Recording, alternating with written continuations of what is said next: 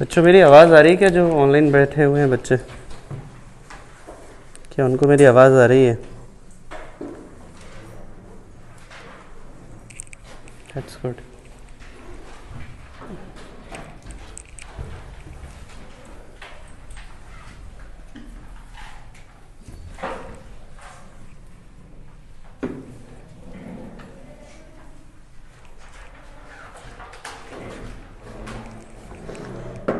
मुझे कोई बेटा एक शीट दे दो तो मैं डिस्कस कर सकूँ। शीट है तुम लोग के पास? तुम किससे देखोगे? देख लोगे? पूछना शुरू करो बेटा। इन चैप्टर एक्सरसाइज बी में कोई पूछना है? क्या है?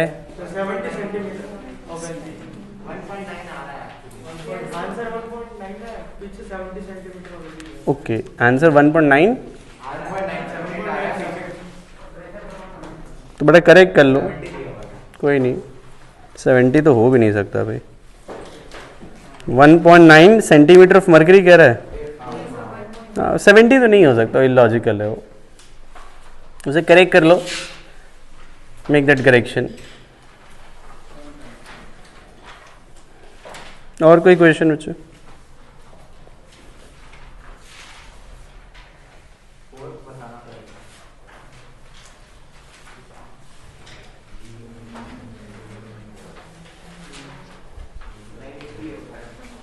फोर्थ में देखो कह रहा है, कर लोगे? किसी को पूछना है और कोई? बेटा देख लो, जस्ट टेक योर टाइम।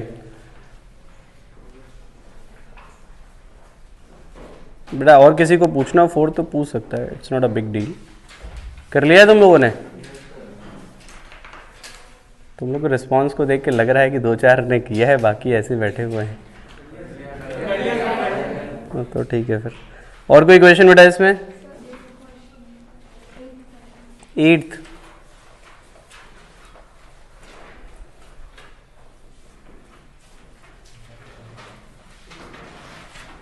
देखो जरा, 8th अच्छा है क्वेश्चन है।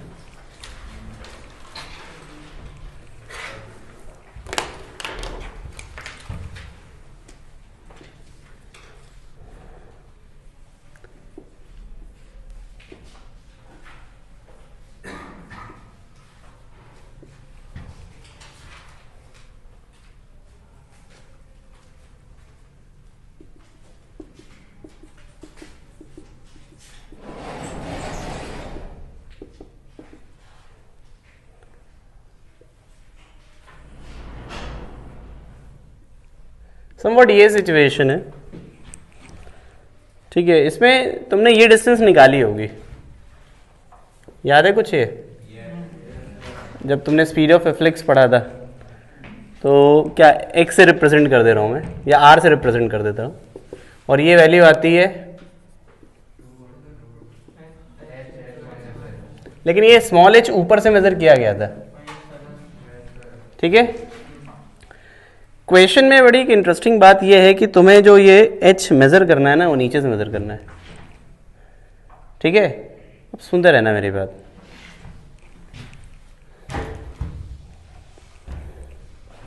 मैं क्या कह रहा हूं कि ये बॉटम से इस डिस्टेंस को y लेता हूं। मैं इस फॉर्मूले को थोड़ा सा चेंज करूं, थोड़ा सा। बॉटम से इस डिस्टेंस को मैं y लेता हूं। अब मुझे बताओ, अगर ये टोटल h कैपिटल है, टोटल हाइट ये कैपिटल h है, और यहां से मैंने y लिया है, तो ये जो स्मॉल है, ये जो वैल्यू होगी ये कितनी होगी? और इसी को स्मॉल h लेते थे हम यहाँ पे।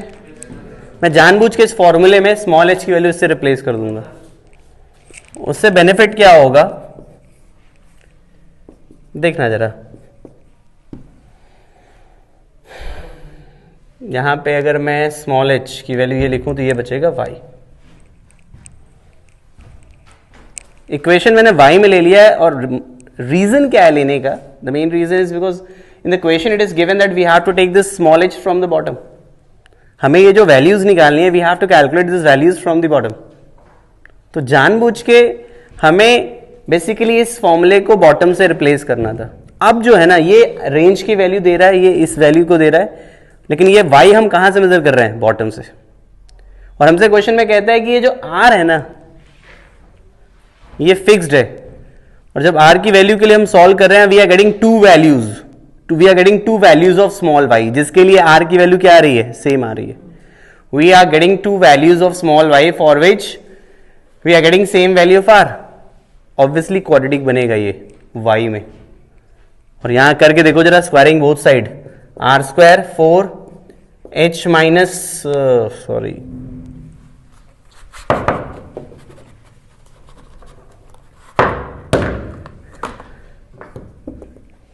ये आएगा H Y minus Y square. You will get this value. अब यहां से देखो तो मैं जरा इक्वेशन बना रहा हूं. You will get 4y square minus 4hy plus R square equal to 0. I hope equation मैंने सही लिखी है. एब्सोल्युटली आर फिक्स्ड हो, आर की वैल्यू को कांस्टेंट लो. y में क्वाड्रेटिक होना ये बताता है कि we are getting two values of y. एक वैल्यू दे रखी है क्वेश्चन में, देखो एक वैल्यू दे रखी है, तो सम ऑफ द रूट्स देखो कितना आएगा, y1 प्लस y2, ये आ जाएगा capital H. Sum of the roots का फॉर्मूला यूज करो. अरे डाइजेस्ट होना चाहिए भाई, सम ऑफ द रूट्स ही तो है ये. और एक वैल्यू y1 की वैल्यू स्मॉल h दे रखी है, y2 की वैल्यू निकाल लो यहां से. ठीक है, ये थोड़ा सा क्वेश्चन ध्यान रखना, बहुत कॉमन सा क्वेश्चन है जो पूछा जाता है, सो थोड़ा सा ध्यान रखना है इसको. Okay, just note it down बेटा, जिसने भी पूछा था.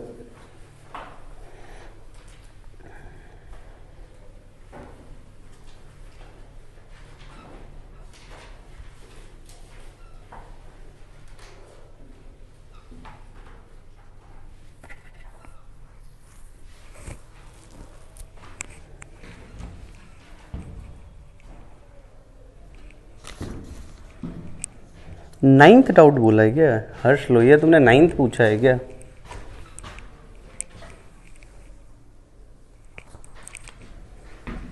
हाँ, नाइन्थ कुछ ज़्यादा ही आसान था मतलब.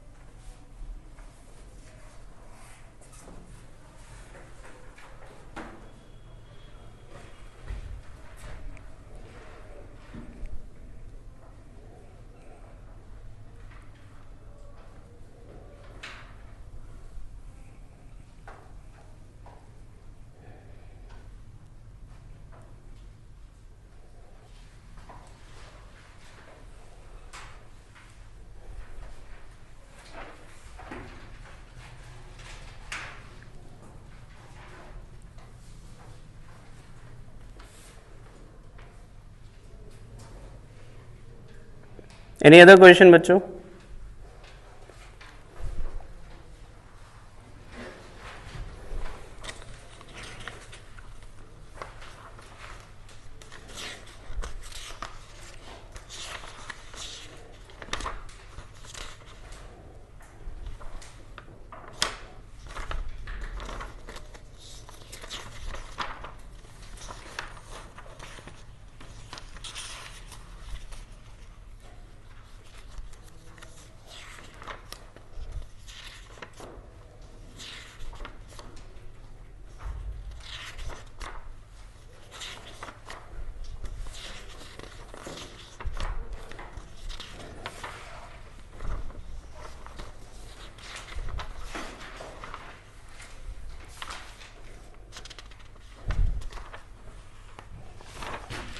हो गया बच्चों ये पूरा जो क्वेश्चंस दिए थे? नोट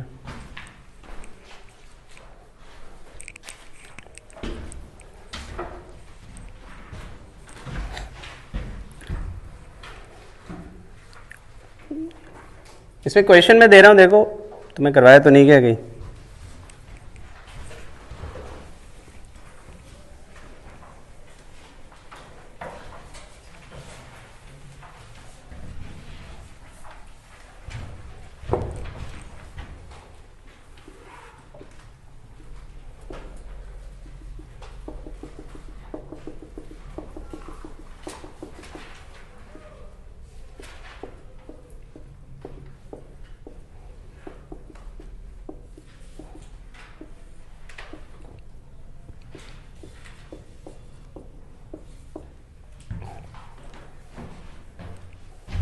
और आपको यहाँ पे स्पीड ऑफ इफ्लक्स कैलकुलेट करना है।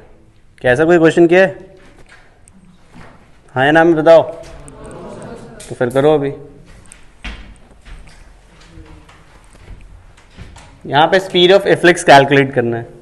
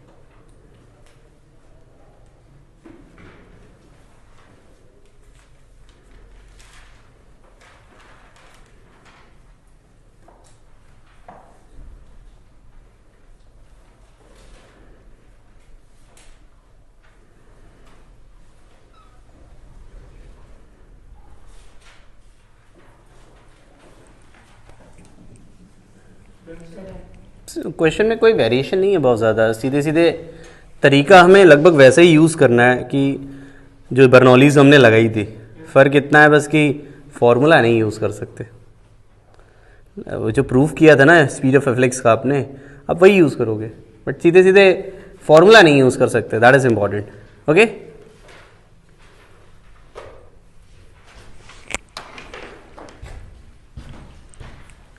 कहाँ बर्नौली लगाओगे? जस्ट यहाँ पर, जस्ट यहाँ पर। इसको 0.2 ले लो, इसको 0.1 ले लो, और यहाँ पर वेलोसिटी v ले लो।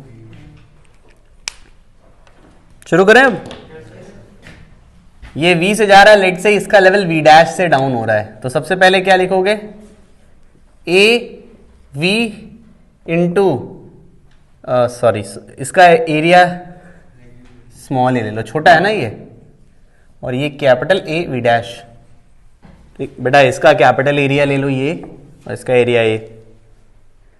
वेलोसिटी इज v और v dash. The first thing we have to use equation of continuity. भाई जितना वाटर निकलेगा पर सेकंड उतने से लेवल डाउन हो रहा होगा, और यहाँ पे इस बेसिस पे हम कह सकते हैं कि v डैश की वैल्यू बहुत छोटी होगी as compare to v।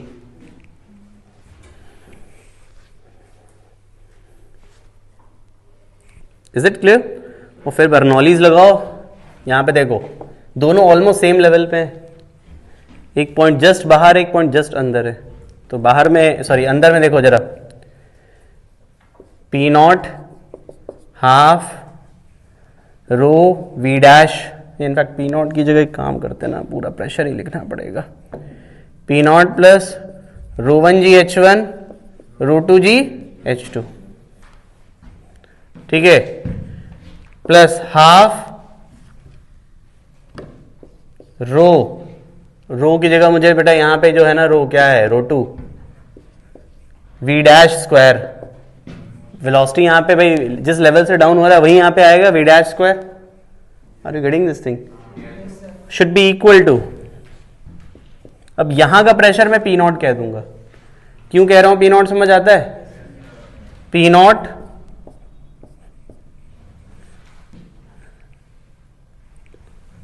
Half rho 2 V square. H का टर्म नहीं आएगा इसमें। और प्रेशर पी नॉट क्यों है ये क्लियर है आप सभी लोग को? अरे श्योर, निकाल लो सॉल्व करके। इसका कोई फॉर्मूला रट्टा नहीं मारना तुमको, you don't have to learn this one, but तरीका पता होना चाहिए बच्चों। तुम लोगों ने यही किया था ना, जितनों ने भी किया। रमेश पायल तुमने भी यही किया था, और किसने निकाला है? शिखर दवे, क्या तुम लोगों ने यही किया था?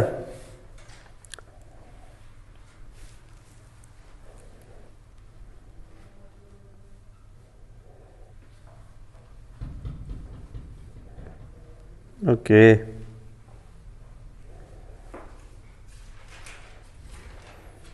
आई होप तुम लोगों ने जब स्पीड ऑफ रिफ्लेक्स किया था तो ऑलमोस्ट यही चीज़ की थी, कुछ इस टाइप से ही उसमें भी इक्वेशन लगानी होती है। देखिए बेसिस पता होना बहुत ज़रूरी है, that is very very important part.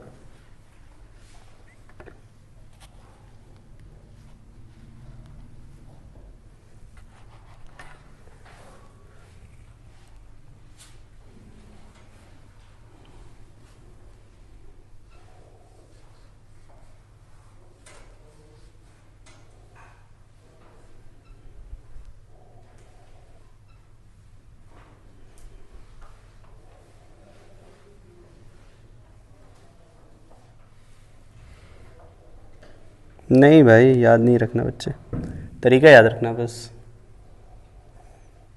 एक एम्प्टी होने वाले क्वेश्चंस होते हैं, कितने टाइम में टैंक एम्प्टी होगा, पक्का?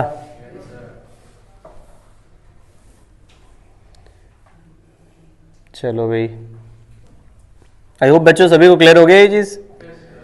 एक हिस्सा और पढ़ाना है मुझे, which is the force on a tube.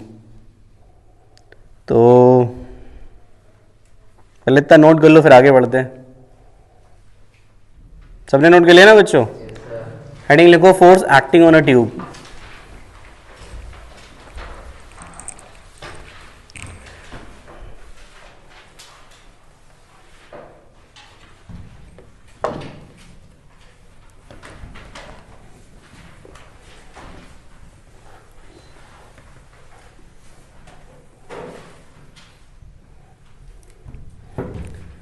Force acting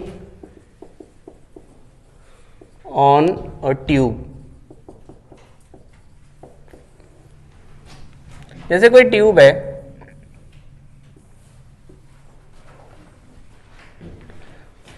इससे यहां लिक्विड एंटर कर रहा है, यहां से लिक्विड बाहर निकल रहा है।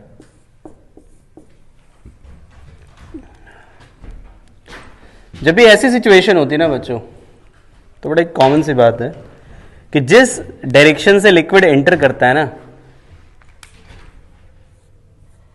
इस तरीके से फोर्स लगाएगा लिक्विड इस एंड पर, और जहां से वह एग्जिट करता है, यहां से निकल रहा है, तो जब लिक्विड बाहर निकलता है तो ये लिक्विड निकलता हुआ लिक्विड भी इस पे फोर्स एक्सर्ट करेगा, और उसकी डायरेक्शन ऐसे होगी। ऐसे बड़े कॉमन ऑब्जर्वेशंस होते हैं जिनसे तुम देख सकते हो। जैसे अपना टैप देखो ना, टैप कभी तुम लोगों ने देखा है? वो कई बार हम लोग कनेक्टर्स यूज करते हैं, कनेक्टर्स यूज करते हैं और गलती से कनेक्टर थोड़ा लूज रह जाए, गलती से कनेक्टर लूज रह जाए तो क्या होता है, जो जिसमें एंटर करता है पाइप वो हमेशा आगे की तरफ भागेगा। मैं क्या कह रहा हूँ समझ आ रहा है? जैसे कनेक्टर है, यहाँ से वाटर फ्लो कर रहा है, जैसे वो कनेक्टर लगा ही हुआ है, खैर वो तो टेप वेप कर दिया इन्होंने, अदरवाइज जैसे कनेक्ट किया और कई बार वो कनेक्शन लूज रह जाए तो फ्लो की वजह से हमेशा जो कनेक्टिंग पाइप है, हमेशा जिसमें एंटर कर रहा है वाटर, वो हमेशा आगे की तरफ भागेगा। हमेशा कहाँ भागेगा? जैसे वो डिस्कनेक्ट होगा ना तो हमेशा आगे की तरफ जाएगा।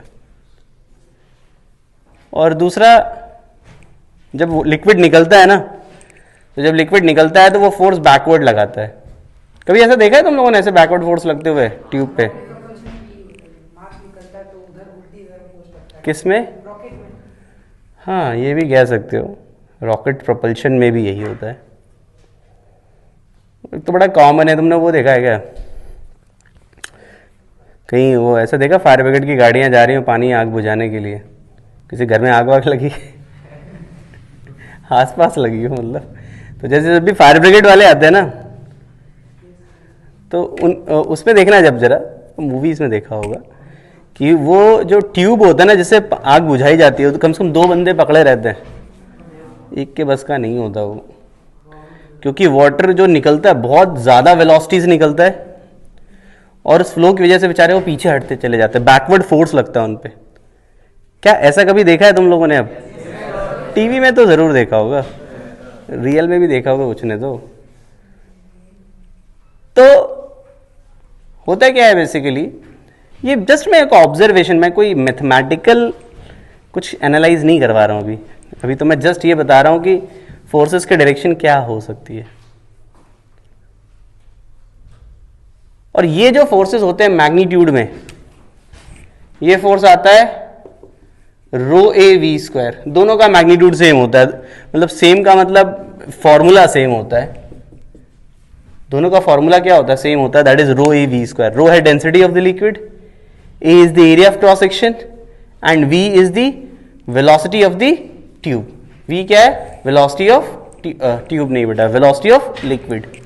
आई रिपीट, रो क्या है? डेंसिटी, वी लिक्विड की वेलोसिटी और ए क्या है? Area of cross section.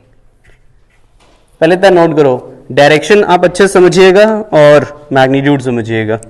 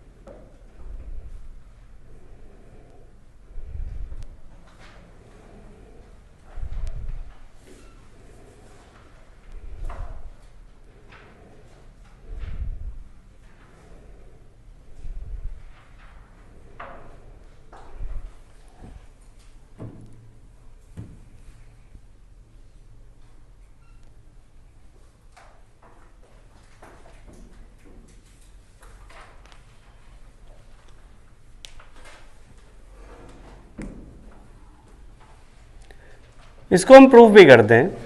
वैसे ये जो हिस्सा है इसको समझना इतना मुश्किल नहीं होगा। ये एक्चुअली मास चेंज वाला केस बनता है, और क्या है केस उसके बारे में डिस्कशन करते हैं। देखिए, अब सुनना बहुत ध्यान से, इंटरेस्टिंग हिस्सा है।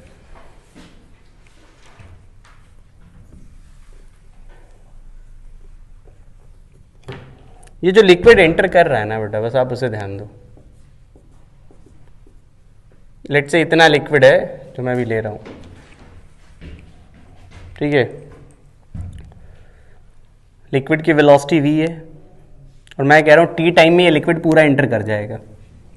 टी टाइम में ये लिक्विड क्या करेगा? पूरा इस ट्यूब के अंदर एंटर कर जाएगा। So can we say this length is V T?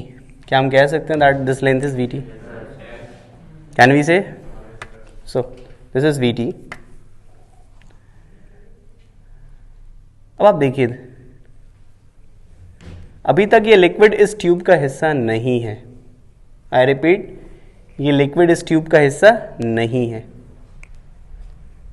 तो इस लिक्विड का मोमेंटम का कंट्रीब्यूशन इसमें कितना है? 0। ऐसा नहीं कि लिक्विड का मोमेंटम है नहीं, लिक्विड के पास है मोमेंटम, क्योंकि ये लिक्विड बाहर है, तो ट्यूब में तो मोमेंटम में कोई कंट्रीब्यूशन नहीं दे रहा है ना, ठीक है।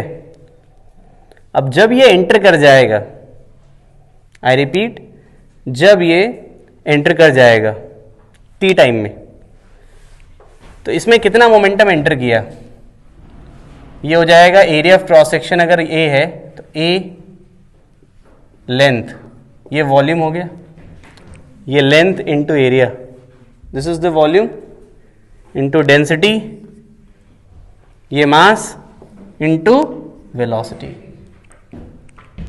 अब इस एंड से जो एंटर करने वाला मोमेंटम है टी टाइम में वो इतना है, ठीक है। और पहले यहां से इस लिक्विड की वजह से जीरो मोमेंटम का कंट्रीब्यूशन था, तो चेंज इन मोमेंटम इस एंड पे कितना हुआ, इतना ही होगा।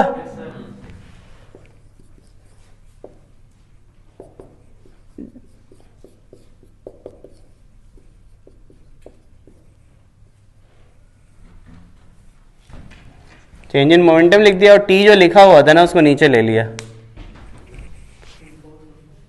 ठीक है।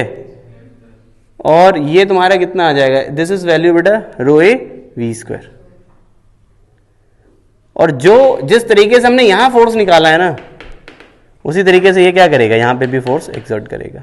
और ऑनेस्टली बोलूं, अगर ए और वी यहां पे जो है वही अगर ए और वी यहां पे भी है ना, तो नेट फोर्स जीरो भी होगा, अगर ऐसा है तो। रीजन क्या है समझ आता है बेटा, जितना मोमेंटम इसमें एंटर किया उतना मोमेंटम यहां से बाहर भी तो निकल गया, तो net change in momentum tube के अंदर जो लिक्विड का होगा वो क्या होगा, जीरो। बट इसे ब्लाइंडली मत फॉलो करना, तुम एंड वाइज देखना, ठीक है। और डायरेक्शन के साथ मैग्नीट्यूड क्या होगा, रो ए वी स्क्वायर। देखो अगर ये प्रूफ समझ आ गया इट्स वेरी गुड, नहीं भी आया तो इसमें इतना दुखी या परेशान होने की जरूरत नहीं है। जो रिजल्ट है ना ये पक्का याद होना चाहिए, ठीक है। प्रूफ मैंने केवल थोड़ा कॉन्फिडेंस देने के लिए किया है, अगर कॉन्फिडेंस ही नीचे आ रहा है तो उससे अच्छा है कि लीव दैट प्रूफ। इंपॉर्टेंट है कि एग्जैक्टली सिचुएशन क्या है वो याद जरूर होनी चाहिए, ठीक है बेटा।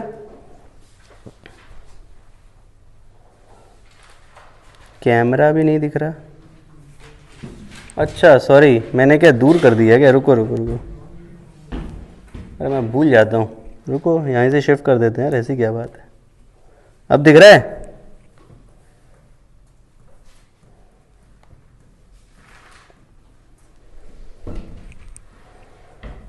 पूरा दिख रहा है बेटा, इट्स परफेक्ट नाउ।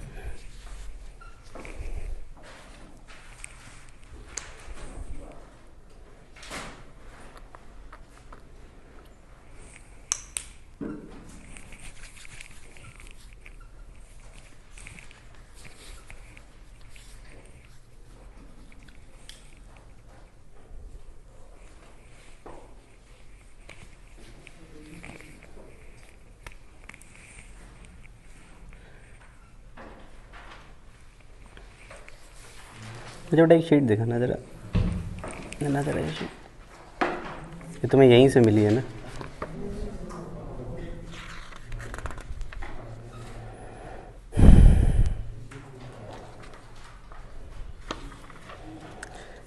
बेटा इलिस्ट्रेशन नंबर 20 करो,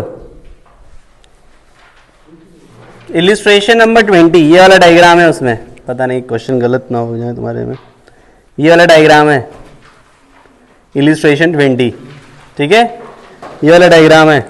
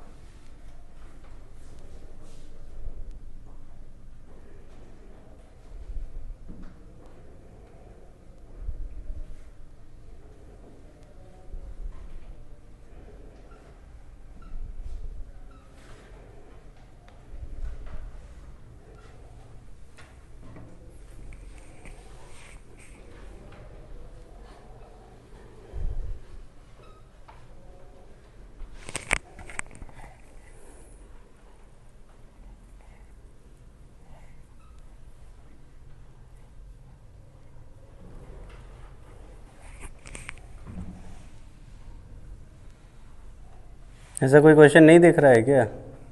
किसकी शीट में नहीं दिख रहा है? जो मैंने ऑनलाइन शीट भेजी थी उसमें ऐसा क्वेश्चन नहीं है क्या? देखो, तुम लोग एक असाइनमेंट भेजा गया होगा ना? हाँ, सबके क्वेश्चन अलग अलग हैं, कुछ नहीं हो सकता फिर। बाकियों को भी नहीं मिल रहा है क्या? मिल गया 18। अरे यार तुम हर्ष लोहिया परेशान बहुत करते हो। अरे तो डायग्राम ही दिखा रहा था इसलिए तुम्हें वो एक क्वेश्चन का शायद फ़र्क है कुछ, जिस वजह से ऊपर नीचे हो गया। कोई नहीं, अब करो।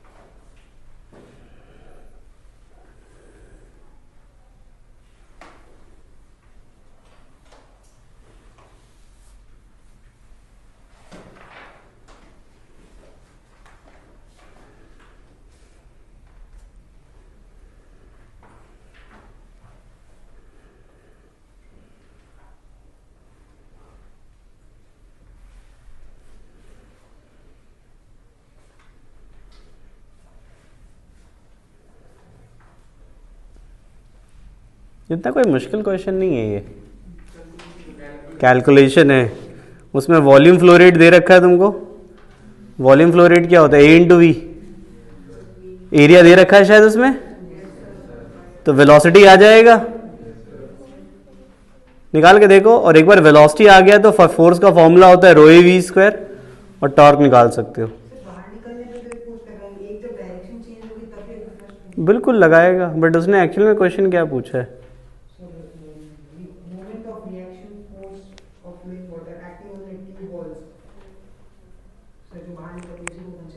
एग्जैक्टली, एक्चुअली जब वो ऐसे हॉरिजॉन्टल वाला जा रहा होगा ना, उसका अगर वो दे भी रहा होगा तो उसका टॉर्क क्या हो जाएगा? ज़ीरो हो जाएगा उसके अबाउट।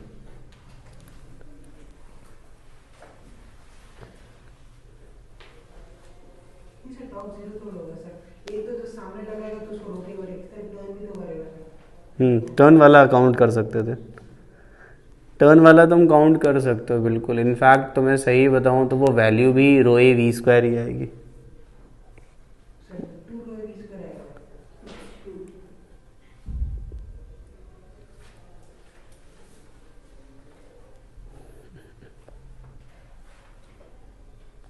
क्वेश्चन दिखाना जरा, लैंग्वेज पढ़ता हूँ मैं, एक मिनट क्वेश्चन दिखा जरा मुझे। तुमने देख लिया क्वेश्चन?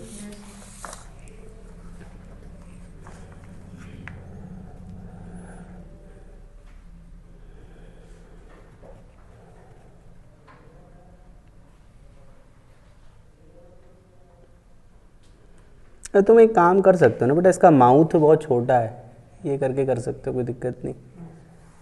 जस्ट टर्न्ड है तो बेसिकली वो सिचुएशन एक जैसी ही हो गई। अगर वो बहुत लंबा होता तो हम बिल्कुल बात कर सकते थे। तो फिर सर वरना 2ab इसको लेना, हाँ फिर तो लेना पड़ता, फिर कुछ नहीं कर सकते थे।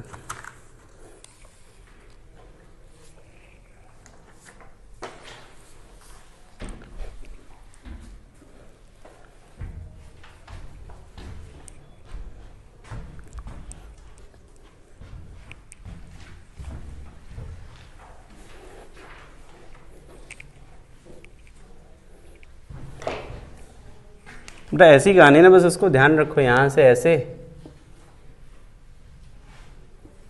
ये लिक्विड निकला, यहाँ से फोर्स कितने का लगाएगा? रो ए वी स्क्वायर का। अब क्वेश्चन में उसने वॉल्यूम फ्लो रेट दिया है, वॉल्यूम फ्लो रेट दे रखा है, this is volume flow rate question में लिखा हुआ है, और एरिया ऑफ क्रॉस सेक्शन दिया हुआ है। तो v की वैल्यू क्या लिखोगे? q by A. v आ जाएगा, उससे तुम ये फोर्स निकाल लोगे, और यहाँ से परपेंडिकुलर लेंथ, तो टॉर्क क्या होता है? F into R perpendicular. तो टॉर्क क्या हो जाएगा? Rho A V square into R perpendicular. आपको ये मिल जाएगा। Is that clear? सोच लो क्या किया है।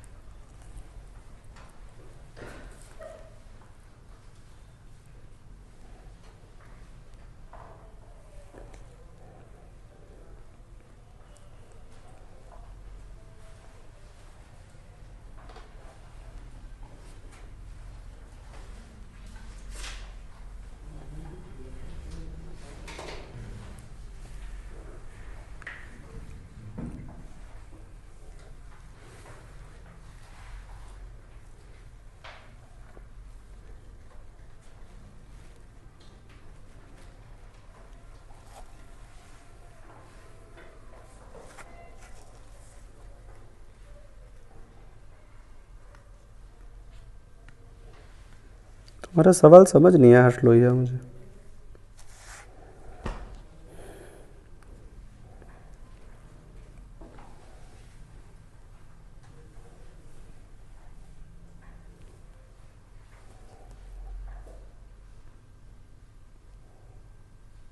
यूनिट्स का ध्यान तो रख रहे हो ना तुम लोग। कैलकुलेशन बहुत बड़ी है क्या? कैंसिल हो रही है।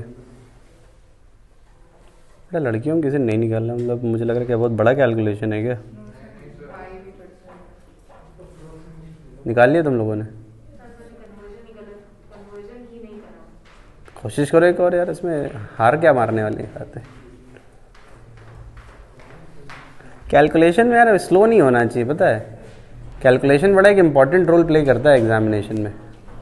तुम्हें भले जितना आता रहे हो कुछ फ़र्क नहीं पड़ता, जब तक आंसर तक नहीं पहुंचा है ना तुमने, या तो 0 मिलेगा या -1 मिलेगा, भले तुम्हें पूरा पेपर क्यों ना आता हो। सो टिल द आंसर पहुंचाना भी एक बड़ा एक आर्ट है। खैर ये मैं एक दिन के लिए नहीं बोल रहा हूँ, इन जनरल बात कर रहा हूँ कि एक बार जब वो हो जाए ना बच्चों, तो उस पर फिर टिल द आंसर पहुंचाना बिल्कुल एक आर्ट है बिल्कुल, कि आप वहाँ तक कैसे पहुँचा रहे हो। सब कुछ पता है फिर भी टिल द कैलकुलेशन कंप्लीट करना पड़ता है, तभी आप वहाँ तक पहुँच सकते हो। इस बात का सब लोग ध्यान रखो, क्योंकि एग्जामिनेशन में तो बेटा बहुत गलतियाँ करोगे, टू बी वेरी ऑनेस्ट। वहाँ तो और कैलकुलेशन में डर लगता है। अब करोगे ना कैलकुलेशन एग्जाम में बैठ के, तो वहाँ तो फिर डर लगता है, आसान कैलकुलेशन गलत कर देते हैं बच्चे। चलो तो ये समझ आ गया तुम लोग को? कोई नहीं, अब समझ तो आ गया ना क्या किया है बच्चों। ध्यान रखना, इस कंसेप्ट को भी ध्यान रखना, यूजफुल कंसेप्ट है। मैं भी इससे ज़्यादा क्वेश्चन नहीं ले रहा हूँ, क्वेश्चन शीट में मैं आज होमवर्क में दे दूंगा उसको। ज़्यादा क्वेश्चन इस पर एज इट इज़ तो नहीं मिलते हैं, बट समझने वाली बात है इसमें।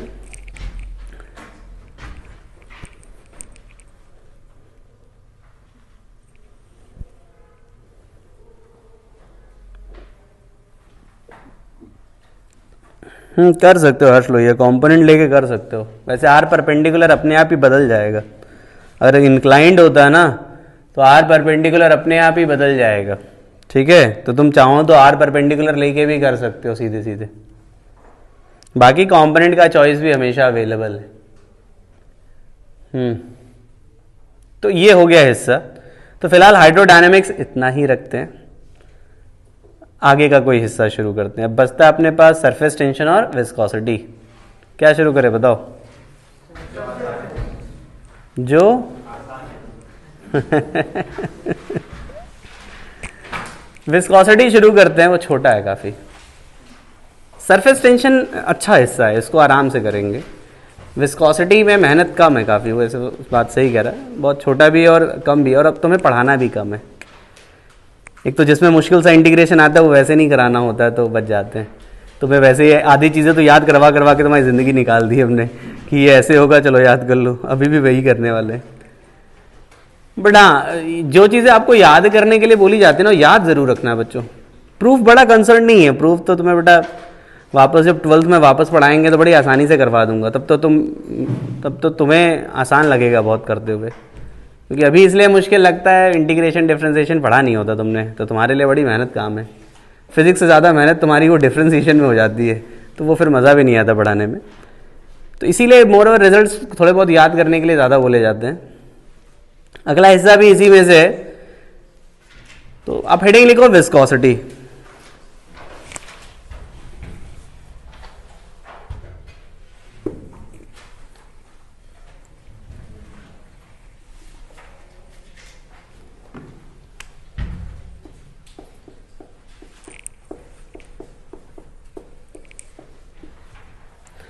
स्टार्ट विथ बेटा विस्कोसिटी। विस्कोसिटी है क्या, यहीं से शुरुआत करते हैं। विस्कोसिटी को समझाने के लिए ना बस मैं एक एग्जांपल ले रहा हूं।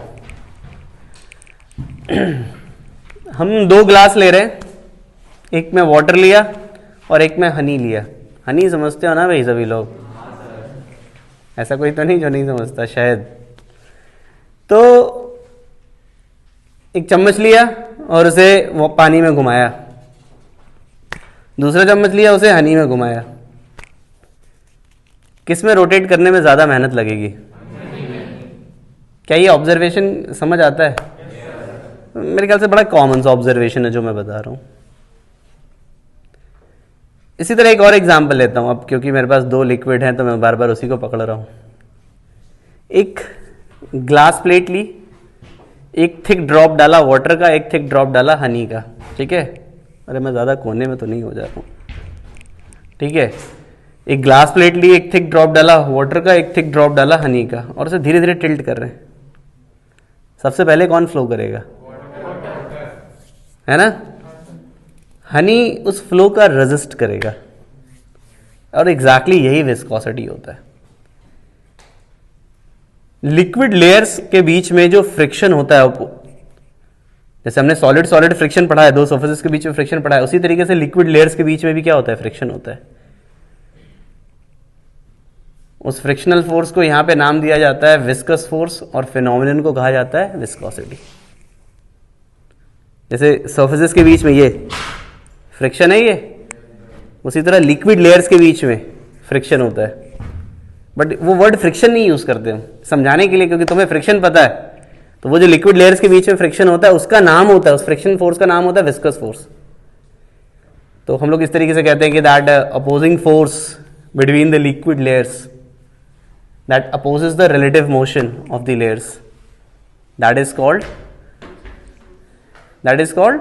viscous force, and the phenomenon is called viscosity. तो simple words में मैं यही कहूँगा, लिख लो कि that frictional force between the liquid layers is called viscous force and phenomenon is called viscosity.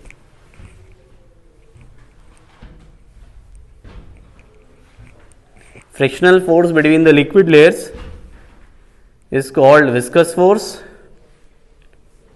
and the phenomenon is called viscosity.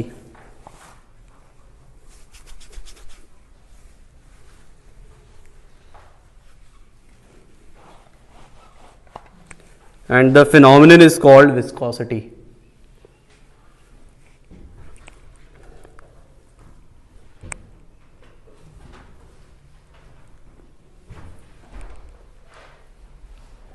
समझ आ गया बच्चों यहां पे आप सभी लोगों को?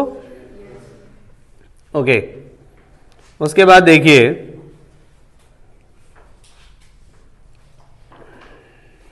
ध्यान दीजिएगा,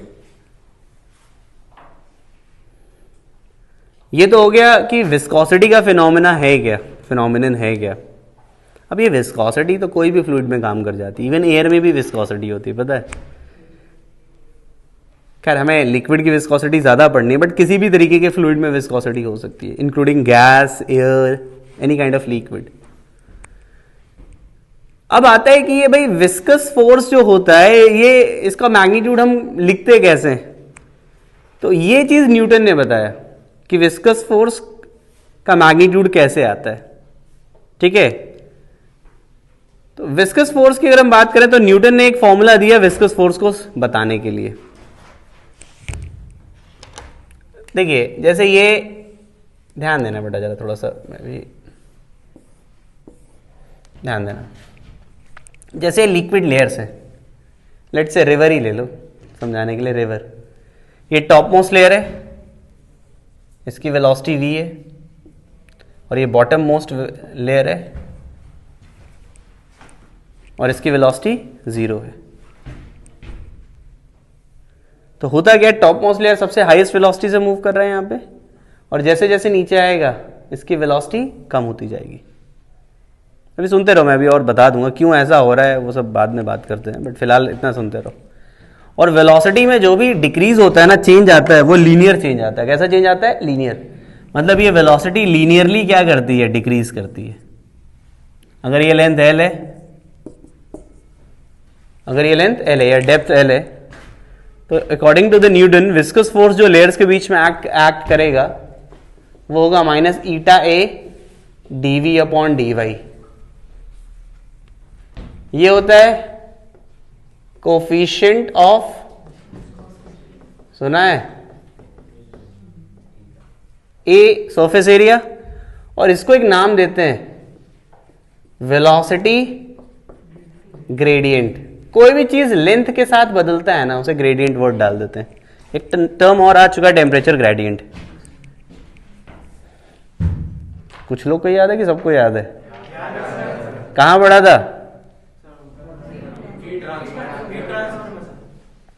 अरे श्योर, सही कह रहा है। तो ये वेलोसिटी ग्रेडियंट, ये एग्जैक्टली फॉर्मूला होता है। और इस केस में अगर मैं लगाऊं तो सिंपली देखो, टॉप मोस्ट में वेलोसिटी v है, बॉटम में 0 है, तो फोर्स हम लिखेंगे eta A v minus 0 upon L.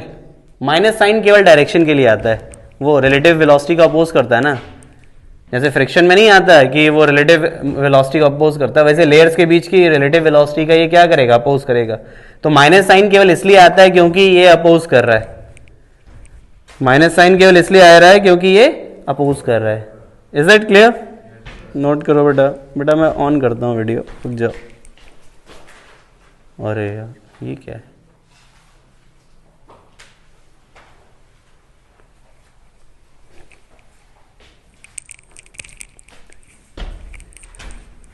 ठीक है बच्चों, केवल और केवल इसलिए माइनस साइन है, बाकी इसका कोई सिग्निफिकेंस एज सच तो नहीं है। ये सरफेस है यहाँ पे तो।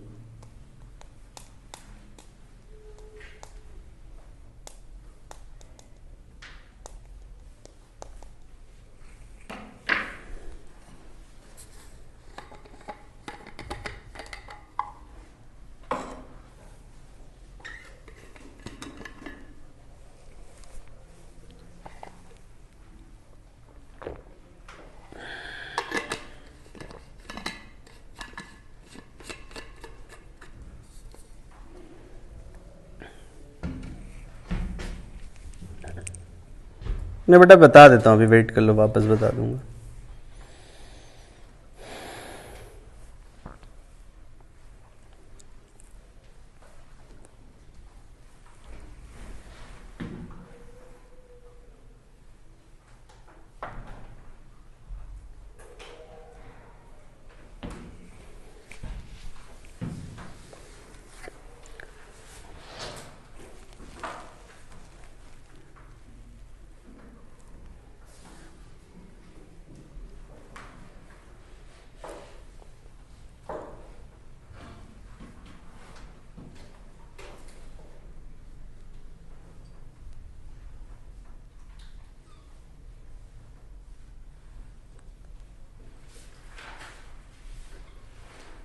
बस इतना याद रखना बच्चों यहाँ पे कि ये equation minus eta A D V by D Y, ये तुम्हें विस्कस फोर्स देता है।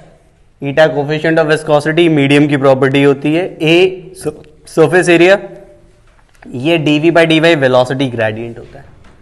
इस केस के लिए अगर हमें लगाना है ये v और ये 0, तो simply f is equal to eta A v minus 0 upon L, v minus 0 upon ये depth that is l। Is it clear? ये जो डायग्राम होता है ना, इसको एक नाम दिया जाता है वेलोसिटी प्रोफाइल। जो इस तरीके से डायग्राम बनाते हैं ना वेलोसिटी का, और जब तक कुछ बोला ना जाए ना तब तक चुपचाप लीनियर चेंज लेना होता है।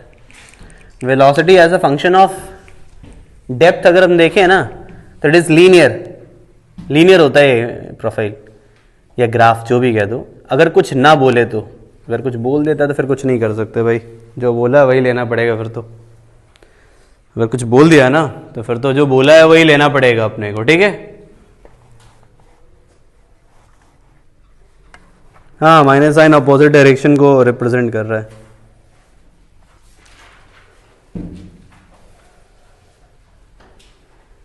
ठीक है बेटा, ये यहां पर जैसा कि हम बात कर रहे थे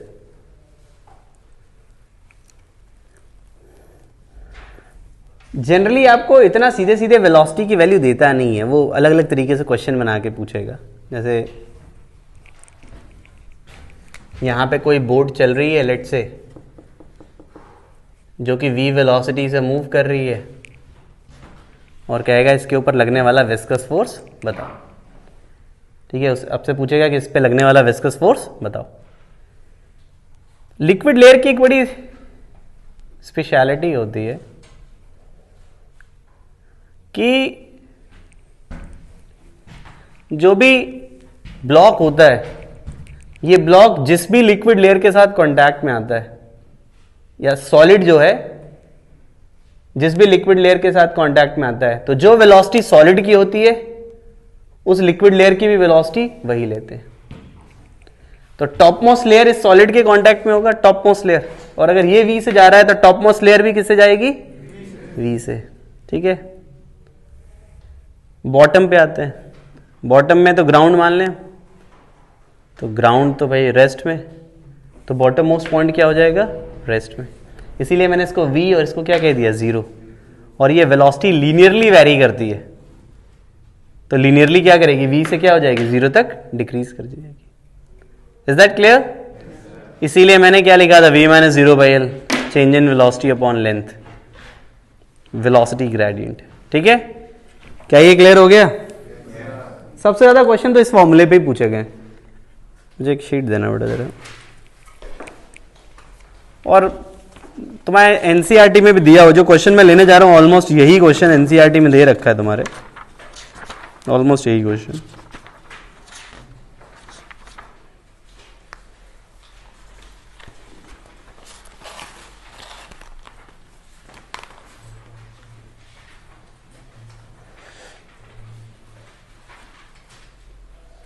इलिस्ट्रेशन 37 करना है इसके बाद।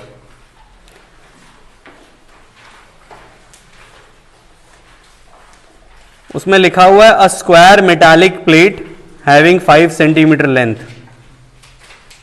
उसमें लिखा हुआ है a square metallic plate having 5 centimetre in length.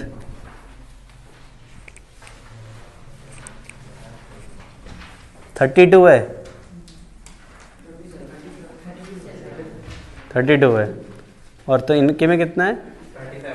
37। चलो, एक में 32 है, एक में 37 है, भाई काम चला लो।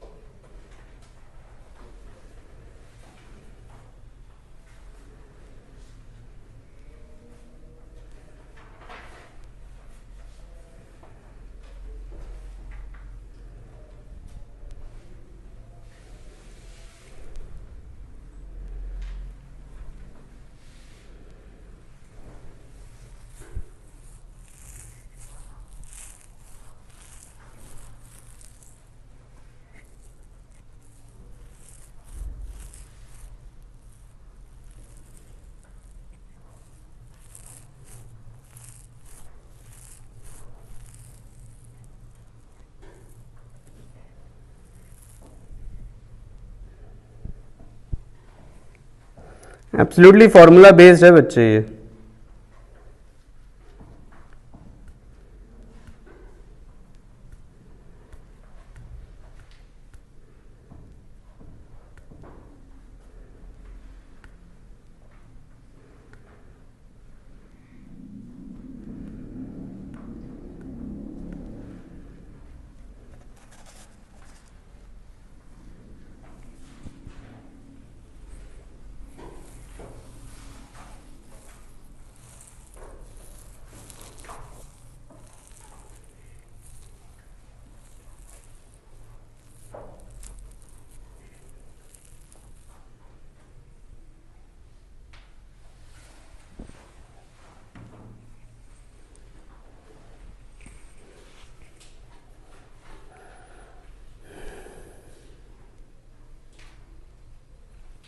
सबसे होना चाहिए भाई ये एग्जैक्टली एक ऐसा क्वेश्चन एनसीईआरटी में, उसे भी जाके करना तुम लोग एब्सोल्युटली बिल्कुल जैसे ही क्वेश्चन दिया है ना मैंने, ऐसा ही क्वेश्चन एक एनसीईआरटी में, आप उसे कर लो, नहीं आया तो मैं भी सॉल्व करता हूँ।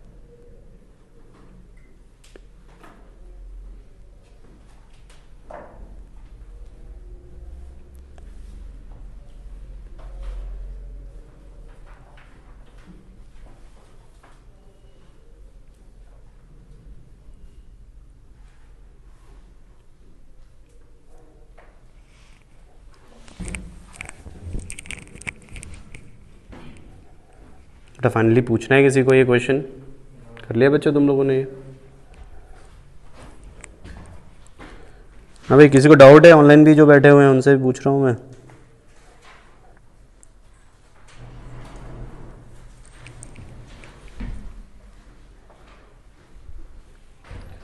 एक तो ये बेसिक हिस्सा होता है विस्कोसिटी का, जिसमें तुम्हें ये चीज़ फॉर्मूला यूज़ करना होता है। अच्छा, इस फॉर्मूले की बड़ी एक इंटरेस्टिंग बात है, मैंने जब तुम्हें डिफाइन किया तो मैंने बोला it is the frictional force between the liquid layers, यहीं से शुरुआत की। और फ्रिक्शनल फोर्स जब पढ़ाया जाता है ना तुमको, एक लाइन बड़ी स्पेसिफिकली बोली जाती है, that frictional force do not depends on the surface area. Frictional force do not depends on the surface area. आधे सोच रहे थे कब बोला था, याद है पक्का? जिसे नहीं याद है तो अब याद आ गया होगा, चॉइस तो है नहीं कि ये बोलो कि नहीं याद आया, बोलना तो ही पड़ेगा ना कि याद आ गया। खैर, ये चीज़ बिल्कुल है, फैक्ट है कि दैट सरफेस एरिया पे डिपेंड नहीं करता सॉलिड सॉलिड फ्रिक्शन। लेकिन इस फॉर्मूले में देखो, अब देखो फॉर्मूले में ही सरफेस एरिया है, दैट मीन्स विस्कस फोर्स किस पे डिपेंड करता है? सरफेस एरिया पे डिपेंड करता है। तो ये एक मेजर डिफरेंस है दोनों के बीच में, जो सॉलिड सॉलिड फ्रिक्शन जो पहले पढ़ा था और लिक्विड लेयर्स के बीच में जो ये विस्कस फोर्स पढ़ा है, वो वाला सरफेस एरिया पे डिपेंड नहीं करता, और विस्कस फोर्स क्या है सर? डिपेंड करता है। क्लियर हो गया बेटा ये चीज़? तो ध्यान रखना ये चीज़, बिल्कुल ध्यान रखना कि फ्रिक्शनल फोर्स सरफेस एरिया पे डिपेंड नहीं करता है, और विस्कस फोर्स सरफेस एरिया पे डिपेंड करता है। ठीक है बच्चों?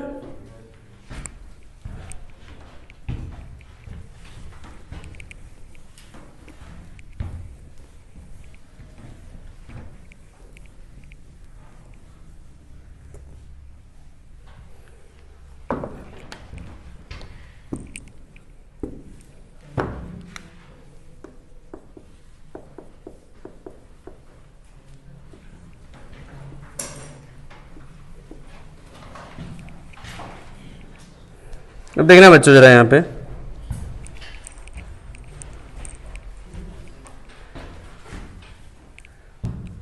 ध्यान देना यहाँ पे। स्टोक्स लॉ में पढ़ना है, और ये लॉ स्फेरिकल बॉडी के लिए डिफाइंड होता है। ये किसके लिए डिफाइंड होता है? स्फेरिकल बॉडी के लिए।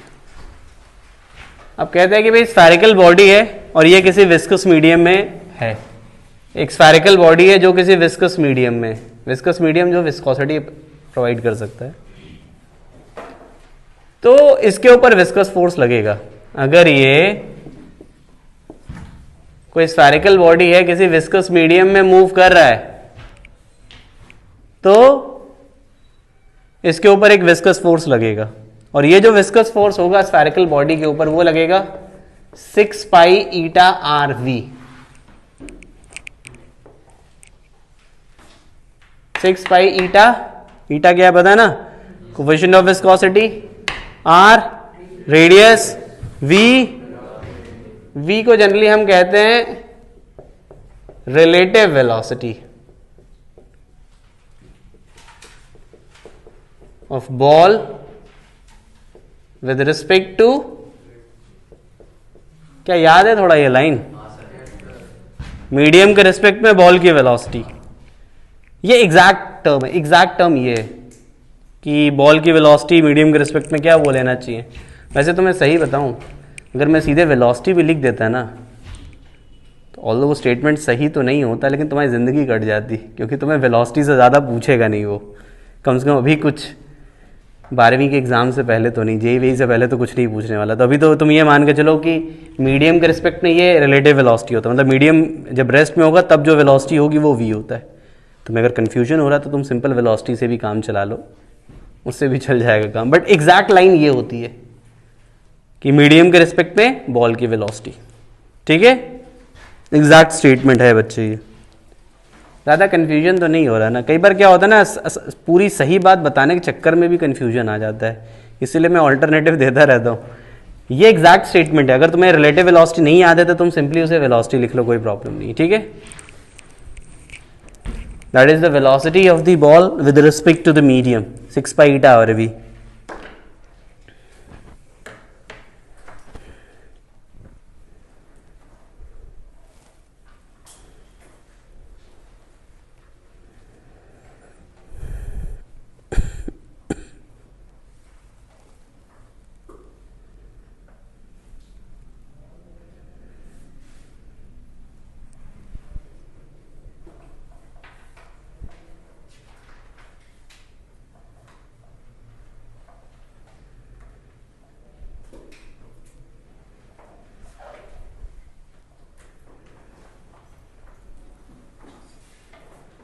समझ गए बच्चों ये?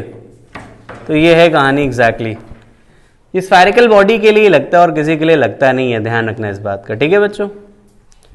इस पे एक बड़ा इंपॉर्टेंट सा ऑब्जर्वेशन होता है, तुम्हें बस फॉर्मूला ही रटना है फिलहाल, तो भी ज़्यादा कुछ सोचना नहीं है, फॉर्मूला ही रटना है तुम्हें, ठीक है। और एक अच्छी बात क्या है, किसी का प्रूफ तो कुछ है ही नहीं, फॉर्मूला है, तुम्हें याद रखना है। इसमें एक बड़ा इंपॉर्टेंट से हिस्सा है जो मुझे बताना है, और वो होता है terminal velocity. There is a term terminal velocity. Note कर लिया क्या सभी ने? ये एक एक लाइन ही तो लिखनी पड़ रही है, मेहनत तो है नहीं। अच्छा लगता नहीं ऐसा कोई टॉपिक मिल जाए जिसमें बड़ी खुशी मिलती है। जैसे पता नहीं, एक्सपेंशन जैसा टॉपिक पढ़ने में बड़ा बच्चों को बड़ा अच्छा लगता है, 2-2 लाइनें लिखवा दो, खुश हो जाते हैं बच्चे भी, और पढ़ना भी ज़्यादा नहीं पड़ता, नंबर भी आ जाते हैं। वैसे ही कैलोरीमीटर, ऐसा मेरे को लगता है कैलोरीमेट्री भी ऐसे ही है, बट बाकियों में जैसे रोटेशन जैसे चैप्टर्स आ जाएं तो दुख बहुत देते हैं। अच्छा, रोटेशन के बाद से जो भी चैप्टर पढ़ रहे इतने मुश्किल तो नहीं है, आई होप, ऐसा मेरे को लगता है। तुम लोग को भी ऐसा लगता है कि मतलब मेरे को ही लग रहा है ऐसा? जिसको लगता है वो बोलते ही नहीं, चुपचाप बैठ जाता है, कहते हैं बोलते रहते हैं सर, तो यहाँ तो पता नहीं चल रहा क्या क्या पढ़ रहे हैं, और सर कह रहे हैं आसान लगता है। नहीं बेटा, रोटेशन पीक हो जाता है, वो डिफिकल्टी का पीक पहुँच जाता है, उसके बाद उतना तो मुश्किल कोई भी नहीं मिलने वाला अब तुम्हें, इवन 12 तक में नहीं मिलेगा। और विस्कोसिटी थोड़ा सा आसान है भी, क्योंकि इसमें जानते हो क्या, अभी ज़्यादा कुछ वियर्ड सी थ्योरी है नहीं, और जो थोड़े मुश्किल क्वेश्चन है वो दिए नहीं जाएंगे अभी तुम्हें, तो दोनों आराम है। जैसे स्टोक्स लॉ है, बस इतना ही है, इससे ज़्यादा तुम ये मत सोचो कि इतना छोटा कैसे, इतना ही है तो है भाई, उसमें कुछ एक्स्ट्रा चीज़ें नहीं है, क्योंकि स्फेरिकल बॉडी के लिए डिफाइंड है 6 pi eta R we formula है बस। इसमें एक छोटा सा हिस्सा होता है टर्मिनल वेलोसिटी, जिसमें क्वेश्चन ज़्यादा पूछे जाते हैं, उसके बारे में समझते हैं।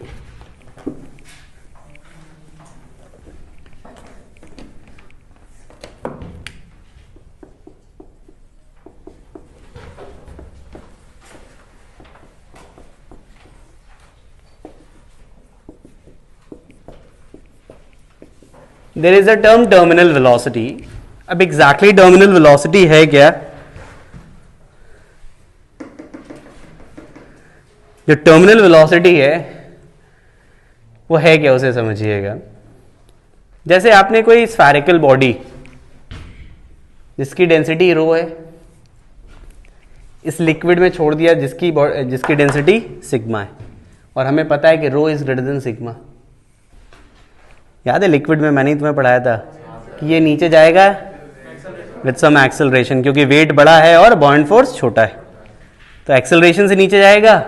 जैसे नीचे जाएगा ये, इसकी वेलोसिटी बढ़ रही होगी, वेट नीचे, बॉइंट फोर्स ऊपर, और वेलोसिटी बढ़ रही है।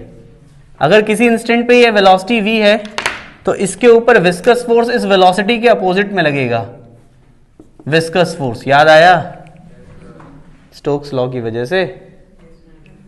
और जैसे जैसे वेलोसिटी बढ़ेगा, जरा फॉर्मूला याद करो, 6 पाई ईटा आरवी, मतलब विस्कस फोर्स इंक्रीज होता जाएगा। जैसे जैसे वेलोसिटी बढ़ेगी विस्कस फोर्स बढ़ेगा। एक स्टेज ऐसा आएगा जब इस पे लगने वाला नेट फोर्स 0 हो जाएगा। एक स्टेज ऐसा आएगा जब इस पे लगने वाला नेट फोर्स क्या हो जाएगा, 0। और जब ये नेट फोर्स 0 हो गया तो वेलोसिटी क्या हो जाएगी, कांस्टेंट। और उसी कांस्टेंट वेलोसिटी को क्या नाम देते हैं, टर्मिनल वेलोसिटी। उसी कांस्टेंट वेलोसिटी को क्या नाम देते हैं, टर्मिनल वेलोसिटी। तो फोर्स बैलेंस करूं मैं, क्या लिखना है देखो जरा, weight is equal to buoyant force plus viscous force. Weight क्या होगा, 4/3 pi R cube, volume into density into gravity. ये हो गया 4/3 पाई आर क्यूब, ये हो गया, is equal to sorry plus 6 pi eta R V, ये हो जाएगा। और यहां से तुमको निकालना है क्या, वी निकालना है, ठीक है। सब काटो वाटो जरा, वी आना चाहिए 2/9 R square G rho minus sigma upon eta. ये टर्मिनल वेलोसिटी, वीटी लिख दिया है मैंने, सॉरी, इसको मैं थोड़ा वीटी लिख दे रहा हूं, ये आएगा। जरा कैलकुलेट करके देखो ऊपर से। और ये बेटा रट्टा मारना है तुम्हें, you have to learn this one, you have to learn this one. देखो ये भी आसान है, कितना इनोसेंट सा प्रूफ है ये। तो तुम लोग को खुशी मिलनी चाहिए। अच्छा, तुम लोग के मुंह मास्क में दबे रहते तो पता नहीं चलता खुश हो रहे हो दुखी हो रहे हो, न्यूट्रल से दिखते हो मेरे को तो तुम लोग।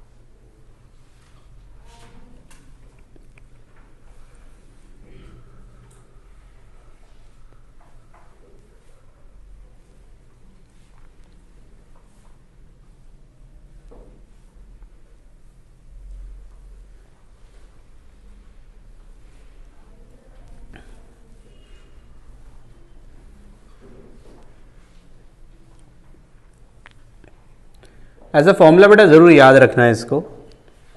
टर्मिनल वेलोसिटी पे तो बहुत सारे क्वेश्चन मेंस में पूछे गए हैं, पहले बहुत फ्रीक्वेंटली पूछे गए।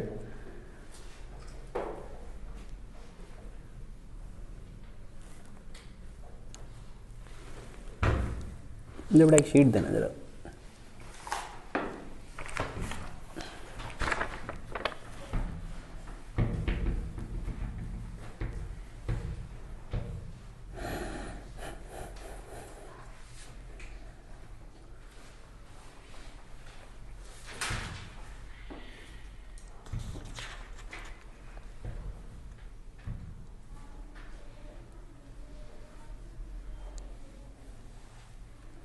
इसमें इलिस्ट्रेशन नंबर 41 और 42 करो।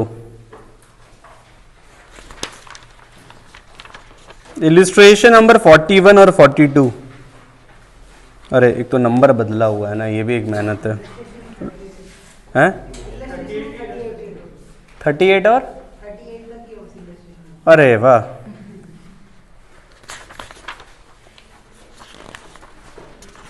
कौन सा सवाल है।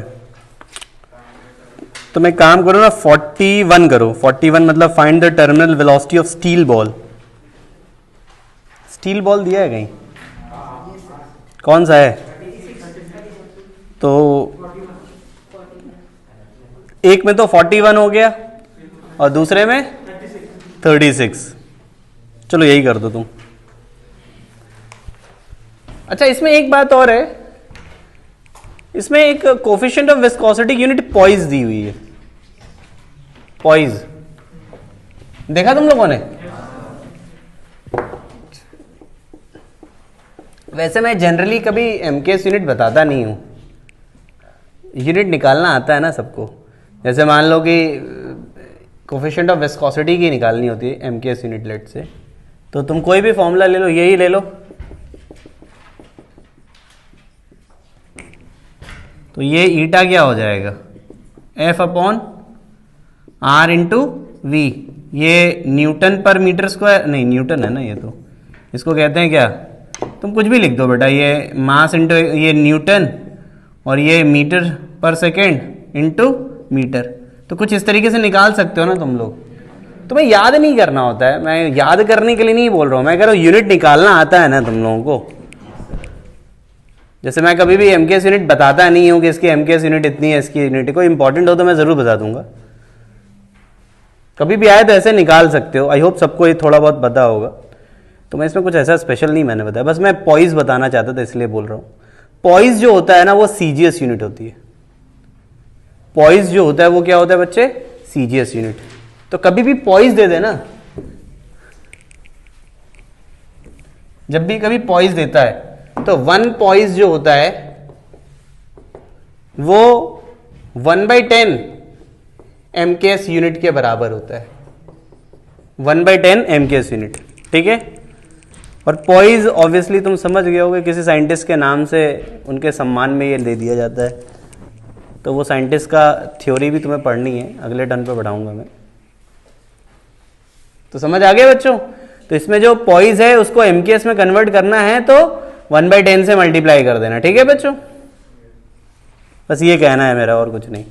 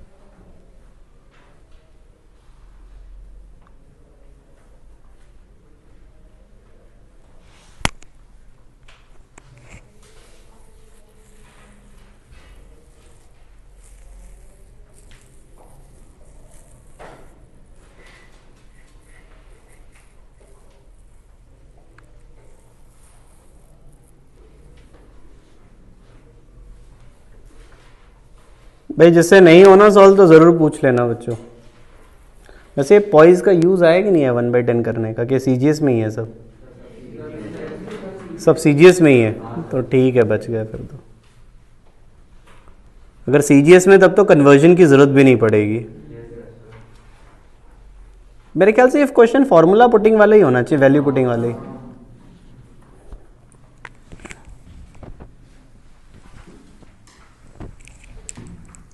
अरे तुम हर्ष लोहिया बड़े कंफ्यूज लगते हो यार, पहले लिखते हो सर नहीं आया, फिर कहते हो डन है।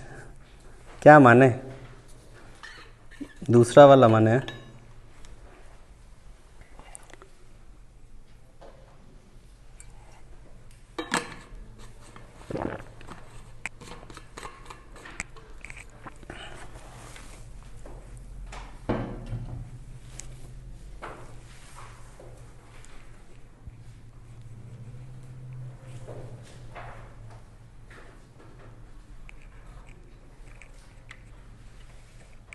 अच्छा, ओके, ये नुकसान है, सवाल और जवाबों के बीच में अंतर आ जाता है।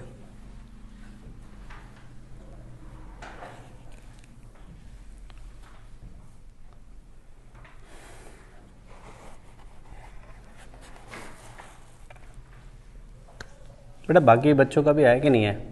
देखो नहीं आया करे तो पूछ लिया करो, डोंट हेजिटेट कि नहीं आ रहा तो भी बैठे हुए हो। More over question value putting वाले ज़्यादा मिले हैं आज तुम्हें।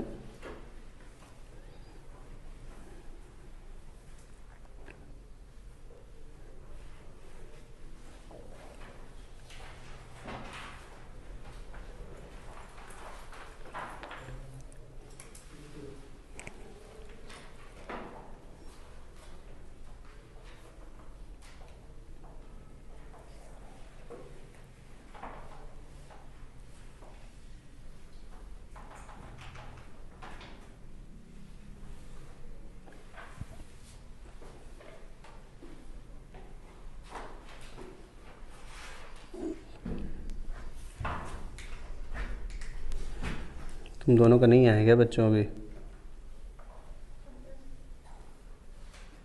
कैलकुलेशन कर रही हो क्या अभी? करो यार बच्चे, स्लो कैलकुलेशन क्यों है इतना?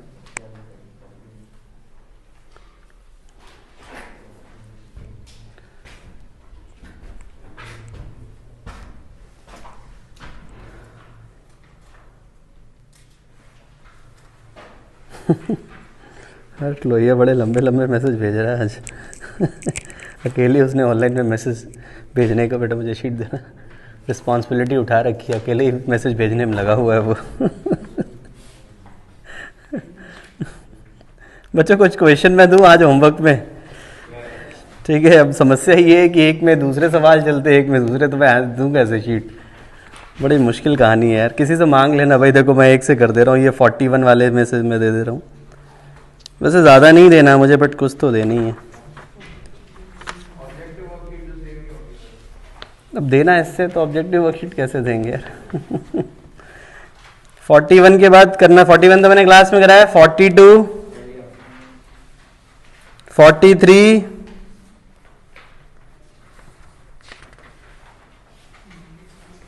एक इलिस्ट्रेशन नंबर 40,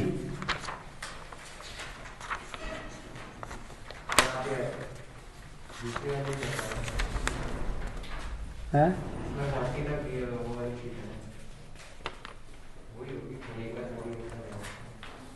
बेटा देख लो, एक दूसरे की मदद ले लेना, इतने जानते ही हो ना एक दूसरे को, नहीं जानते हो? नहीं जानते, देख लेना बेटा, नहीं हो तो कोई बात ही नहीं। जो मेरे पास शीट है ना उसके हिसाब से मैं कह रहा हूँ। इलिस्ट्रेशन 40, 41 तो कर चुके हैं, 42, 43, ये 3 क्वेश्चन मैंने दिए हैं तुम्हें। ऑब्जेक्टिव वर्कशीट तो सेम ही होगा, सही कह रहा है, लेकिन ऑब्जेक्टिव वर्कशीट से कुछ देना नहीं है, तुम इतना ही कर लेना बेटा। कल वैसे मेरी क्लास है तुम्हारे में, मेरी क्लास कल तुम्हारे में वापस है, तो कल मैं एक तो ये हिस्सा ख़त्म करूँगा, और रुको मैं वापस एक बार शीट फॉरवर्ड करवा देता हूँ। बड़ी समस्याओं का सामना करना पड़ रहा है। सबके पास क्या अलग अलग शीट्स हो गई हैं क्या? 2 टाइप की शीट है कि एक ही टाइप की, 3 टाइप की शीट है?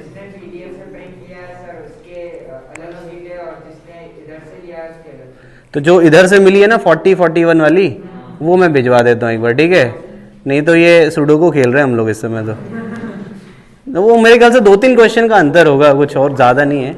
हाँ जो भी, बट वो प्रॉब्लम वो 4-5 क्वेश्चन की नहीं है, प्रॉब्लम है कि ऑर्डर बदल गया है तो कहानी हो गई फिर उससे। सो मैं भी देख के भिजवा दूंगा श्योरली। और आप लोग थोड़ा पढ़ के आना बस, नेक्स्ट टर्न पे विस्कोसिटी ख़त्म भी हो जाएगा, ज़्यादा कुछ है नहीं इसमें। ज़्यादा कुछ ऑनेस्टली बोलूँ तो है नहीं यार। एक एनसीईआरटी लेके चले आना व्हीकल सब लोग, ठीक है। एनसीईआरटी से 1-2 क्वेश्चन मुझे लेने होते हैं तो लेके चले आना, और कल जब खत्म हो जाएगा तो we will start with the surface tension also, ठीक है बच्चों। बस थोड़ा रिवाइज करके आना। विस्कोसिटी ऐसा कोई मुश्किल सा हिस्सा नहीं है, इतना तो तुमने सीख लिया होगा। मोर ओवर अभी तुम्हें फॉर्मूला बेस्ड ही क्वेश्चन मिलते हैं, चाहे वो स्टोक्स लॉ हो, चाहे वो पहला वाला न्यूटन्स लॉ हो, ठीक है। चलो